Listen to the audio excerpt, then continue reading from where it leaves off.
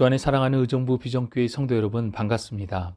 8월 11일 목요일, 오늘 우리에게 주시는 하나님의 말씀은 창세기 6장 1절에서 10절까지 말씀입니다. 본문의 말씀을 봉독하겠습니다. 사람이 땅 위에 번성하기 시작할 때에 그들에게서 딸들이 나니 하나님의 아들들이 사람의 딸들의 아름다움을 보고 자기들이 좋아하는 모든 여자를 아내로 삼는지라. 여호와께서 이르시되 나의 영이 영원히 사람과 함께하지 아니하리니 이는 그들이 육신이 됨이라. 그러나 그들의 날은 120년이 되리라 하시니라. 당시의 땅에는 네피림이 있었고 그 후에도 하나님의 아들들이 사람의 딸들에게로 들어와 자식을 낳았으니 그들은 용사라 고대의 명성 있는 사람들이었더라. 여호와께서 사람의 죄악이 세상에 가득함과 그의 마음으로 생각하는 모든 계획이 항상 악할 뿐임을 보시고 땅 위에 사람 지으셨음을 한탄하사 마음에 근심하시고 이르시되 내가 창조한 사람을 내가 지면에서 쓸어버리되 사람으로부터 가축과 기는 것과 공중의 새까지 그리하리니 이는 내가 그것들 지었음을 한탄함이니라 하시니라. 그러나 노아는 여호와께 은혜를 입었더라. 이것이 노아의 족본이라. 노아는 의인이요 당대의 완전한 자라. 그는 하나님과 동행하였으며 세 아들을 낳았으니 셈과 함과 야벳이라. 아멘. 기네스북에 등재된 세계 최장수 인물을 살펴보니 프랑스의 잔 칼망이라고 하는 여성으로 1875년에 태어나서 1997년까지 122세를 살고 돌아가신 것이 최장수 기록이라고 합니다. 지금은 100세 시대라고 할 만큼 인간의 기대 수명이 늘었습니다. 우리나라의 경우도 평균 수명이 83세가 넘어 장수 시대라 말하고 있습니다. 그러나 2020년 기준 110세 이상의 사람은 전 세계를 통틀어 56명에 불과하다고 합니다.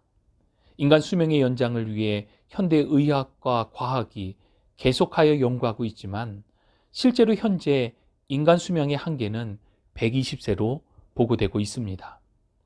그런데 앞서 살펴보았던 창세기 5장의 족보를 보면 사람의 평균 수명이 약 800에서 900세였습니다. 그 가운데 무두셀라는 969세를 살기도 하였습니다. 지금으로서는 잘 이해가 가지 않는 인간의 수명 연한입니다. 그러나 이와 관련하여 성경은 분명하게 말씀해주고 있습니다. 노아 이전의 사람들은 그렇게 오래 살았고 노아 이후의 사람들은 오늘날과 같은 수명이 되었다는 것입니다. 이러한 인간 수명의 변화 이유를 본문 3절은 이렇게 설명합니다. 여호와께서 이르시되 나의 영이 영원히 사람과 함께하지 아니하리니 이는 그들이 육신이 됨이라. 그러나 그들의 날은 120년이 되리라 하시니라. 사람들이 이 땅에서 800~900년에 가까운 시간을 지나며 하나님과 깊은 교제를 하며 살아가지 못했습니다. 오히려 이러한 긴 세월 동안 더욱 죄를 향해 달려갔고 결국 하나님을 완전히 떠나버린 육신이 되어버렸습니다. 이로 인해 하나님께서는 인간의 수명을 120년으로 정하셨던 것입니다. 물론 3절에 그들의 날은 120년이 되리라 라고 하는 부분에 대한 다른 해석들도 있습니다. 이 120년을 인간 수명의 축소가 아니라 그 시대 사람들에게 곧 이어질 노아 홍수 심판까지 120년의 시간을 주었다라고 하는 해석도 있다는 것을 참고하시기 바랍니다. 창세기 6장의 당시 대표적인 죄에 대하여 1절과 2절을 보면 하나님의 아들들이 사람의 딸들과 섞여버렸음을 말씀합니다. 하나님의 아들들이 누구냐에 대한 몇몇 신학적인 견해가 있지만 우리가 지금까지 살펴본 창세기의 흐름과 문맥 안에서 이는 아담을 잇는 셋 계열이라고 할 수 있습니다. 창세기 4장 26절의 표현과 같이 그들은 여호와의 이름을 부르는 하나님께 기도하고 예배하는 하나님의 백성들이었습니다. 아담에서 셋으로 에녹을 거쳐 노아로 이어지는 계보입니다. 반면에 사람의 딸들은 세상을 대표하는 가인 계열입니다. 가인의 후손들은 하나님을 떠나 세상 속에서 자신의 영광과 안위를 위해 살았던 이들입니다. 그런데 오늘 본문을 보면 하나님의 아들들이 사람의 딸들의 아름다움을 보고 그들을 아내로 삼은 것입니다. 그리고 이렇게 거룩의 정체성을 잃어버리고 세상과 섞여버리게 되자 그들은 하나님의 영이 함께하지 않는 타락한 육체, 곧 육신이 되었다라고 3절은 말씀하고 있습니다.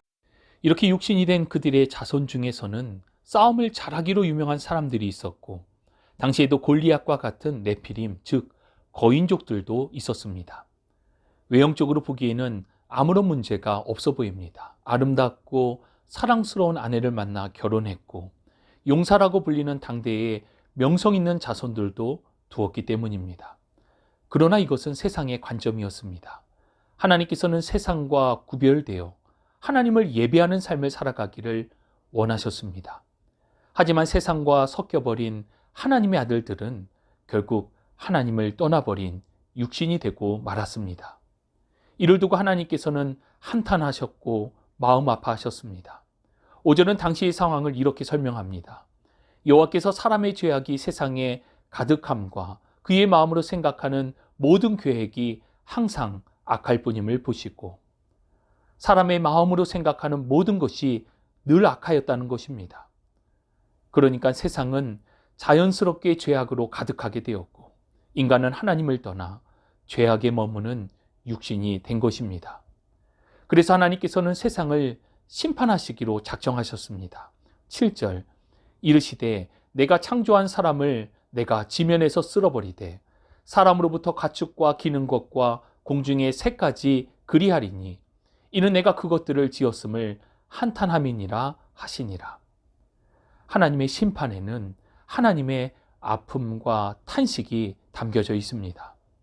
6절과 7절에 세상을 심판하시는 하나님의 마음은 안타까워하시는 한탄, 그리고 무거운 마음, 근심이었습니다. 그런데 이러한 한탄과 근심의 심판 속에서도 하나님의 은혜를 입은 한 사람, 노아가 있었습니다. 8절, 그러나 노아는 여호와께 은혜를 입었더라. 세상 모든 사람들이 저마다 생각하고 계획하는 것이 모두 악하고, 이로 인해 이 땅에 온통 죄가 간영하던 때 단 한 사람 노아만이 하나님의 은혜를 입었습니다. 그 이유를 9절에는 이렇게 설명하고 있습니다.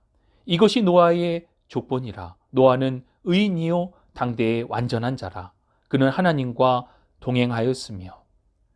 성경은 노아에 대하여 의로운 사람, 당대의 완전한 사람, 하나님과 동행한 사람이었다라고 표현하고 있습니다. 그러고 보니 우리는 앞선 창세기 5장에 셋 계열의 족보를 타고 내려가다가 한 사람 노아를 가리키고 있는 것을 찾아보았습니다. 그리고 6장 1절에서 10절은 이 족보의 연속으로 노아에 대한 설명을 하고 있는 부분임을 9절 서두에 이것이 노아의 족본이라 라는 말씀을 통해 확인할 수 있습니다. 주 안에 사랑하는 여러분, 하나님께서 보시기에 좋았더라 라고 말씀하신 창조 세계와 하나님의 형상으로 지음을 받은 인간이었습니다. 그러나 아담으로부터 10대에 이르며 세상은 온통 죄악으로 관영하게 되었습니다. 아담을 창조하시고 불과 약 1600년 만에 인류는 타락의 끝지점에 도달하게 된 것입니다. 그러나 이렇게 인류 타락의 끝지점에도 하나님께서 주목하시고 은혜를 베푸신 한 사람이 있었습니다. 9절은 노아를 이렇게 설명하고 있습니다. 첫 번째, 노아는 의인이다. 이는 하나님의 기준에 합한 자로 의롭다 칭함을 받은 것입니다. 두 번째, 노아는 당대의 완전한 자였습니다. 여기서 완전하다는 것은 구별된 삶을 살았다는 것으로 완전하신 하나님을 따라 거룩히 구별된 삶을 살았음을 의미하는 표현입니다. 마지막으로 세 번째, 노아는 하나님과 동행하는 삶을 살았습니다. 이는 앞선 조상 에녹과 같습니다. 지난 시간 살펴보았던 것처럼 하나님과 동행한다는 것은 함께 걷는 것으로 같은 곳을 바라보고 같은 방향의 길을 함께하며 깊은 교제와 친밀함이 있다는 것입니다. 지금 우리가 살고 있는 이 시대도 인류 타락의 끝지점을 향해 가는 죄가 관영한 시대입니다. 이러한 종말의 시대에 하나님께서 찾으시고 주목하는 한 사람이 있습니다. 모두가 죄와 타협할 때 하나님의 기준을 따라 거룩을 추구하는 사람, 또 그렇게 하나님과 동행하는 사람을 주님은 찾으십니다. 그런 하나님의 사람이 은혜를 입게 될 것이고 이 은혜는 바로 구원의 은혜요 임마누엘의 은혜인 것입니다. 그렇습니다. 하나님의 은혜를 입은 노아에 대한 세 가지 평가는 결국 거룩으로 귀결됩니다. 거룩은 온전히 하나님의 편에 서는 것입니다. 세상의 풍조를 따르지 않고 오히려 우리는 세상이 감당하지 못하는 믿음으로 살아가야 할 것입니다. 거룩하신 하나님과 동행하며 하나님의 은혜를 입는 복된 삶이 되시기를 주님의 이름으로 축복합니다. 거룩하신 하나님 감사합니다. 세상의 풍조가 어떠하건 하나님께서 우리에게 요구하시는 것은 거룩임을 기억하며 우리의 마음에 새깁니다. 내가 거룩하니 너희도 거룩하라 주신 말씀과 같이 주님과 동행하는 거룩한 삶을 통해 세상이 감당치 못하는 믿음의 사람으로 우리를 붙들어 주옵소서. 함께 하심을 믿고 감사드리며 우리 구주 예수 그리스도의 이름으로 기도합니다. 아멘.